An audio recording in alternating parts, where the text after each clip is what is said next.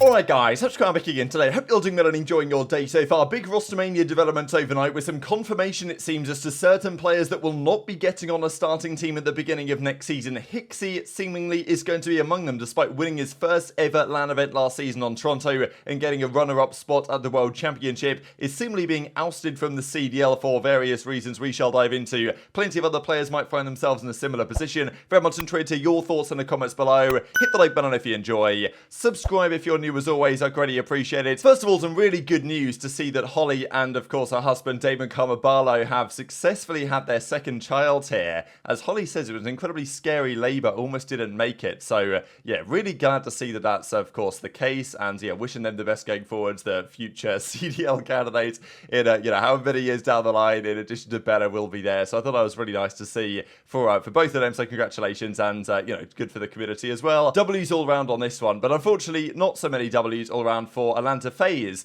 As easymax said last night, and I'd heard about this for a little while now, that after 5 seasons with FaZe Clan, even pre-CDL, he was with them in the Black Ops 4 days, and Atlanta FaZe now seeking new opportunities in the CDL, other esports, production, broadcast, this type of stuff. So look, easymax been their analyst for a long time, and I guess, look, maybe it's budget reasons, right, why they can't keep him around. I don't think they've treated him as well as they should have done, frankly, over the last couple of years with regards to that type of stuff. But I mean, look, easymax, to be honest, if you look at analysts in the CDL, in terms of like which guys people actually know and have a good reputation and records, easymax right at the top of the list. So I'm thinking surely like someone's going to say, look, Austin, we'll bring you into our system. But this is the issue with a lot of teams cutting budgets right now, is that they might not think, well, is it worth paying this to bring an analyst into the team? They might not decide to do so, right? The big teams, the FaZes, the OpTics, Thieves, they've generally done this, but other teams won't necessarily. And as we even mentioned yesterday with Vegas, I think that I don't know if Nagaphone was paid. He might not have been. We don't really know. But it's just really difficult in these type of situations. So, of course, wishing the best for easymax, right? And I thought it was a little bit, maybe not strange, but FaZe come out with their kind of farewell announcement. And, he hasn't died, right? I mean, today we wish farewell to easymax with the heart, like he's still going well. So it feels like a little bit of maybe the copy was a little bit strange in a way with some of these emojis they put in, but there was no picture of him or anything. It was just like pure text, which I thought was maybe left a little bit of a sour taste as far as I'm concerned, given he's been with this organisation for 5 years. But whatever, hopefully Austin finds a good next step there. I did also want to mention an update on this Legion situation with the Priestahh. I had a conversation with Theory about this last night, and it seems like there's some either miscommunication or misunderstanding from either side. Now, the way these situations play out, Clay says his piece, because he's Clay, people believe him, and they take what he says as face value. Now, Theory and Legion have a slightly different perspective here. My understanding is that Clay was offered the 33% reduced salary, and that's kind of agreed on both sides. But Clay's kind of reading of the conversation he had with Theory seems to be that they'd offered him, to be a partner manager or whatever, and do that in addition to playing. I think the way that Vegas see it is more like they were saying to Clay, hey, we only have the budget to give you this amount of salary for this year, but in order to compensate for that, if you want to make that back, we're going to say, all right, if you bring in any deals to us, we'll give you 50% of the cut of those deals. So not necessarily saying, Clay, you've got to be a player, our leader, and our partner manager, but saying, look, if you do want to bring us deals and you do have any that you can bring us, then you'll get a big cut of that, and it'll help you get back towards where you might want to be in terms of salary. So, I think that's more the way that they saw it in terms of the offer, and that seems like a pretty reasonable offer as far as I'm concerned. It was this discussion that Clay had to do both that was a bit confusing, but if the offer from Vegas was more like, look, we've got to pay you this less salary, that's just the budget we have, but if you do want to make that money back, here you can, but you don't have to type thing, then, I think that's the way that they saw it at least. So, be interested to hear if we see any more on this, really. But Clay revealing this was definitely, controversial from their perspective, and I think it probably shows that he doesn't really want to go back to Vegas anyway, and it might show, as far as I'm concerned, that he probably has something else lined up very shortly. either Los Angeles Grillers, maybe London, maybe. I don't know really what London are going to do, but we do remember, if you guys have been around a few years, that Clay was actually linked to the London Royal Ravens team back in Modern Warfare 2019. I think they were going to bring him in at that point after everything went crazy at the start of the franchise era. He won the World Championship, and I think they wanted him at London, but then eventually he ended up at Dallas Empire, won champs again. But it wasn't far away from that happening, so there might be a way that happens, but I'm thinking LA Grillers is most likely, especially when he tweets out, finally made it to Cali, and Clay says, and no, not for what you will assume, kind of saying, oh, I'm not here to sign the deal with Los Angeles Grillers, but, you know, do you believe Clay? Clay is the master narrative weaver and has been for years, so I guess we'll have to stay tuned on that one. And he also does say in reply to this tweet about the different teammates he's had, only 61 teammates, rookie numbers, got to pump those up. So also saying that, like, yeah, let's bring some more teammates into the fray and pump these numbers up a little bit more. It might go up by 1 this year, it might go up by 2 this year, it might go up by more this year, Clay's numbers, because if he does team with Attach, Standy, and Nero or something, just as an idea for a potential Los Angeles Grillers roster. He's teamed with Standy before, he's teamed with Attach before, Nero would be a new one, I suppose, so I guess there is that, and Attach is like, who should I team with? So, you know, some quality impression farming for everyone around the league right now. I'm pretty sure Elon, like, he's paying out people, if they're creators on Twitter or X or whatever, if they have, like, 5 million impressions in the last 3 months, and you can start to get payouts and stuff. So I think everyone's trying to farm that a little bit, to be honest. I don't really know what works best. Some people have said that videos work best. Some people, like, you'll see these tweets around of people basically just wanting people to reply, and I think that that's really what jumps up the impression. So the platform's a bit weird at the moment, I'm not going to lie, but we will just move on here to Linz, because finally another contract signing give. It's been a little while, and we have another one. So this is Linz, of course, very promising French 18-year-old rookie kid who's coming into the league. I'm a little bit sad in a way that we're not having aBeZy and Linz as the combo coming in for the new season. That would be nice. We believe aBeZy is going to Surge. We believe that Linz is going to the Minnesota Rocker. This deal is now seemingly done, and even Awoba, formerly of the Awobobs and all this, says, you know, congratulations.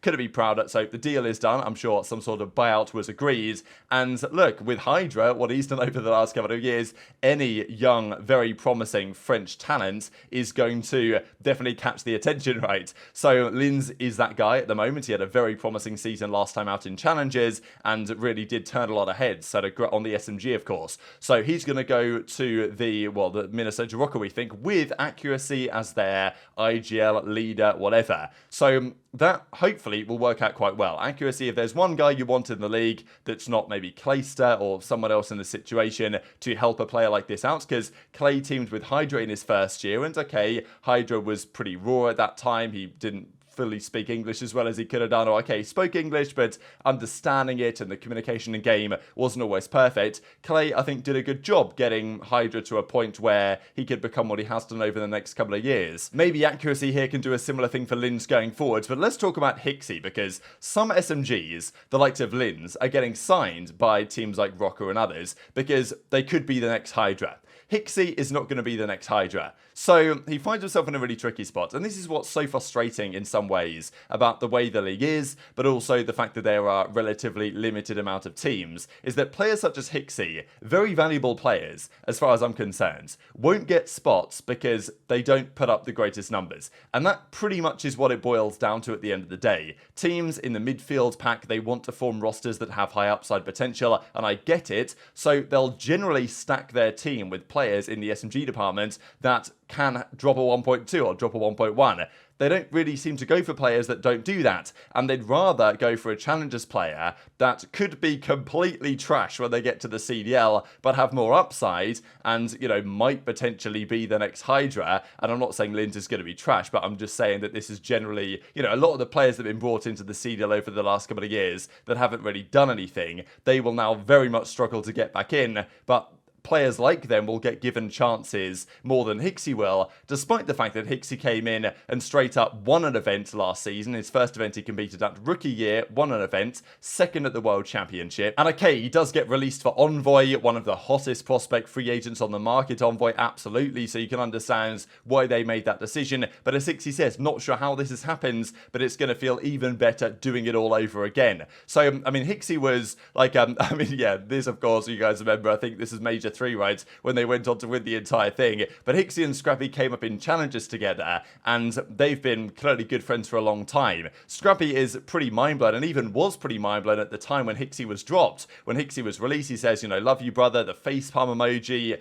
kind of implying that he wasn't happy that Hicksy was gone. And at the time, it didn't seem like Toronto knew who they were getting. Obviously, they were having conversations with Envoy. There were even rumours that the entire team was going to blow up and there was going to be no Insight or CleanX there anymore, and Scrappy was going to get held hostage. So, in hindsight, would Scrappy sign off on the idea of dropping Hicksy for Envoy?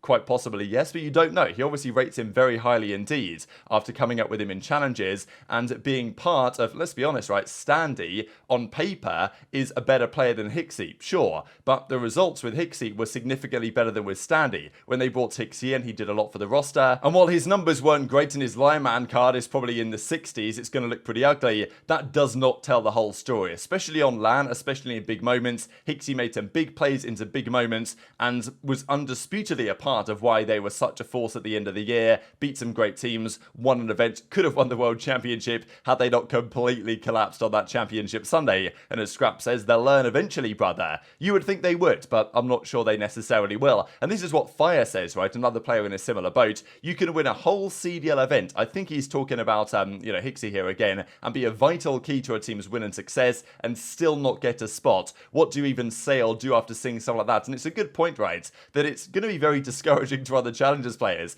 Like, if you're a player like Fire or 2Real or something, and you get another spot, which won't be a challenge, but if you do, and you get back into the CDL, and you win an event, you might get second at champs, and be vital part of their success, but yet still not get a spot next year. Unlucky, because your spot's been replaced by a world champion in Envoy, and now no other team wants to even give you a chance, because they'd rather get other SMG players that they see as having higher potential and upside. And I'm inclined to agree with Doug's perspective on this. He says the fact that Hicksy won an event in the CDL and went to a World Championship final and is even tweeting this statement makes me really upset. What are we doing in the CDL? Winners should always be elevated and glorified. And I definitely think there's some teams in this league where, and maybe Hicksy will still get a spot, because Vegas, I don't know if they know what they're doing. Like, we certainly don't know what they're doing. They probably don't know what they're doing. Same story for London. London could easily go for like Beans, Nasty, Bance, and then like Wardy or something like that. Would actually be a pretty respectable roster. But the thing is that you find is that Bance and Hicksy are very similar players. You can't have both of them on a team as far as I'm concerned. So it's like, do you get Bance or do you get Hicksy? And you might go for Bance because he's got a bit more experience, right?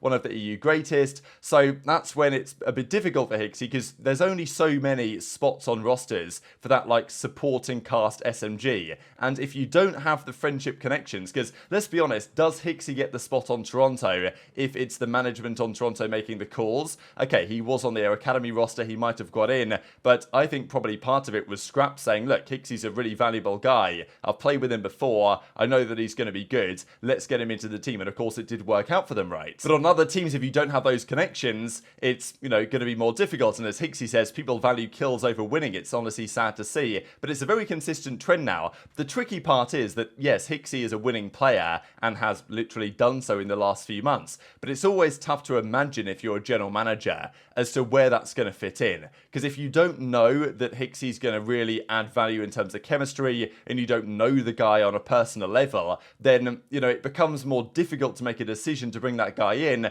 when it seems less risky to get a player that has more kills on the table, even if it's actually not going to work out well at all. And as Doug says, it's perfectly possible for players to change their style to play more for kills than to try and win. And as Doug says, you know, that will in turn, I suppose, force you to naturally play for kills instead of winning, which is why the CDL looks like it does right now. Because, like, if Hicksy's Lion Man card was a 75, then maybe he gets signed, whereas when it's in the 60s, he doesn't. So, you know, even though his Lion Man card in the top right-hand corner has an event win, that it might not otherwise. So, yeah, look, as Hicksy says, as bad as it is, it's going to feel 10 times better making it back into the league this time. So I think that he can, and I hope that he will at some point. But there's many players in a position like this, and these are some of the guys that aren't yet signed. Temp is one of them, right? This guy was rated, okay, it's the Lion Man card, it doesn't mean that much, but this guy was rated near enough a 90, and yet Temp is not really being discussed right now in any CDL team conversations, to our belief at the very least.